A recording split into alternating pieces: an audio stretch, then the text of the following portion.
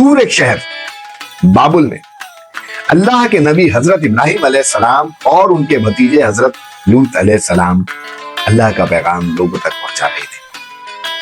پھر اللہ کے حکم سے یہ ہجرت کر گئے۔ دوستو، حضرت لوط علیہ السلام وہ پہلے انسان تھے جو ابراہیم علیہ السلام کی دعوت پر یقین کر کر اللہ پر ایمان لائے تھے۔ مطلب یہ دونوں صرف رشتے سے نہیں، دین کے سفر سے بھی جڑے ہوئے تھے۔ قرآن کہتا ہے کہ اور ہم نے انہیں اور لوط علیہ السلام کو اس زمین کی طرف بچا کر لے آئے جس میں ہم نے ساری دنیا کے لیے برکت رکھی ہے۔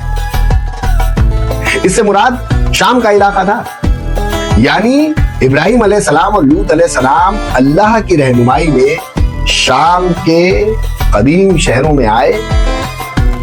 ابراہیم علیہ السلام خود ایک شہر میں رک گئے اور لوط علیہ السلام کو اللہ نے ایک اور بستی کی طرف نبی بنا کر بھیج دیا، جس کا نام تھا جس کا نام تھا سدوم، جہاں انہیں نبی بنا کر لوگوں کی ہدایت کے لیے مقرر کر دیا گیا۔